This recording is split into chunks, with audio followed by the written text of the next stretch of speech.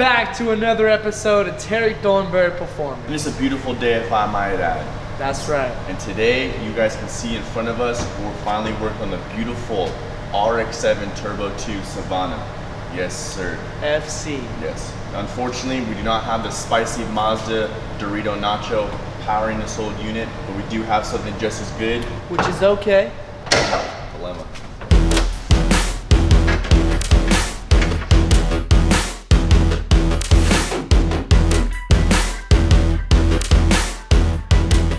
As you guys can see, we've got ourselves a beautiful 2JZ GE.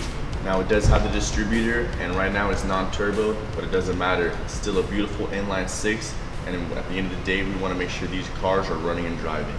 So once this vehicle is in here, Black House Fabrication already does some little bit of fabrication work on here as far as getting the radiator nice and situated. As you can see, it's a nice Mishimoto radiator. We've also went ahead and fabbed up the cold air intake as well as some heat shield. Making sure that the inlet air temperature stay nice and cool. But you already know one of the big reasons why these cars come in here as far as the JDM cars is there's always a little bit of wiring and vacuums untouched and need to be addressed with these swaps. That being said, there's a lot of things that need to be gone through, such as some of the wiring for the motor and some of the vacuum lines that are making sure that they're plumbed up correctly and are not leaking. So with that being said, Black House Fabrication, as Jack was saying, already did some fabrication work, but the main reason is that this swap in this older chassis isn't corresponding with the chassis harness, meaning the cluster and everything like that, just because it's a swap. So we actually have some really good goodies going inside to the interior. So let's move on to the interior and show you guys what's going next.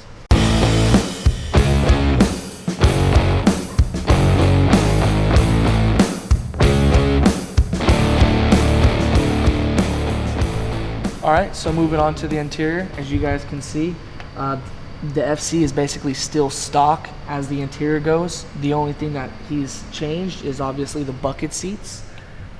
So the cluster, everything is still OEM, as if it came out of factory. The only thing that he obviously did change as well is a double din for the sound systems. Why are you not pointing out the big thing in the room, dog?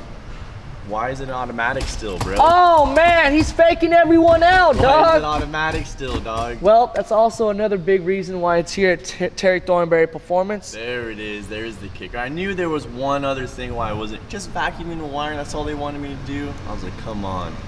Perfect. So what trans are we going with, big So we dog? gotta make sure we make this thing up with the CD009 and get the driveline all situated for this FC chassis. Perfect.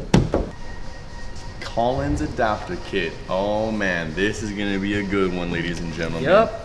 The boys at Collins hooked us up with the 1J, 2JZ adapter to mate on to obviously the CD009. And you got the flywheel, the throw bearing, the adapter, and all the hardware for this thing to be a straight plug-and-play setup in your vehicle. Yep. So perfect. Pilot. Can't forget about the good old CD009 all the hardware. trans. Got battery rolls sitting right over here.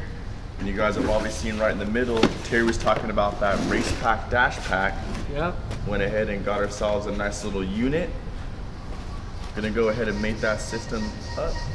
It's a nice system for us to get our simple components other than having a bunch of gauges being installed. So obviously your tachometer, speed, water temperature, oil pressure, oil temperature, the whole 9 yards. So we can do a lot of systems with this thing. And not only does it come with the head unit, it comes with all the sensors to control the RPM, the mile per hour, and everything that Jack was just listing. This is a legit unit right here. So this is a very, very good unit that we just picked up and purchased. So we're trying it out on the FC actually, and if this is good as it says, then we're actually gonna pick some up for our comp cars. But don't worry, we're not gonna leave you guys in the dark. You guys are gonna get a full in-depth on basically how it's gonna look, how to wire it. If you guys have these Unit 2 and you guys are having a little bit of struggle, or just looking for a nice race pack for yourself, and just to see basically how this will look on your unit.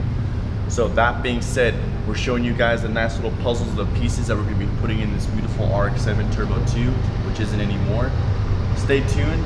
because we are going to be showing you guys basically what we're going to be doing to get this thing nice to a manual swap with it running nice and properly and having a really cool race pack system. So don't go anywhere, stay tuned, make sure you guys like and subscribe. This will be on the next video. Of course, Black House Fabrication is gonna fab up a full trans mount to make sure the CD009 mates up to this chassis and obviously to the 2JZ nice and perfect. So with that being said, as Jack's saying, please stay tuned, keep subscribing, but we got one more thing for you guys. So hold on. That's right, we're loading the trailer up, but what car is on it? Rut-row. Where are we going? With the truck and trailer. So, if you guys haven't guessed it, because I'm pretty sure you guys have not, it's the beautiful Fred. The truck and trailer is all mated up. That means one thing, when Fred is on it, we're gonna get him all back to its era, baby. Isn't that right, Jack Thornberry? Yeah. Now, some of you new subscribers are actually going, who's Fred? Well, the old subscribers will let you know in the comments below. It's our beautiful 720. We showed you guys in the last video of her starting from the ground up when we got it to now basically the stage of where she was looking beautiful at the show and shine and all the mini truck meets. This truck is the exact truck that's in the 720 Gets Her Pizzazz in our video. So we did the K24DE swap, manual trans, the NK Xenas, the oil coolers, the racks. She's all off now, and you guys can see she's down to our bare paint because that only means one thing. She's getting some paint added back onto her. But don't worry, because if you like the V1, you're only going to love V2. Yep, so we're getting ready for the 2022 mini truck season, so we can start taking her shows, start being a little bit more competitive with this truck and also the D13. So keep watching, keep subscribing, because both of those trucks are going to be on the channel very soon, and they're both going to be getting their pizzazz. So I hope you guys liked and enjoyed this short little video on what's to come on these vehicles. Make sure you guys like and subscribe, because like I said, we've got plenty of content and plenty of cars to work on, and that's only up for you to decide on what you guys want to watch. So I hope you guys liked and enjoyed. Until further notice, keep liking and subscribing. Woo! Peace out. Woo!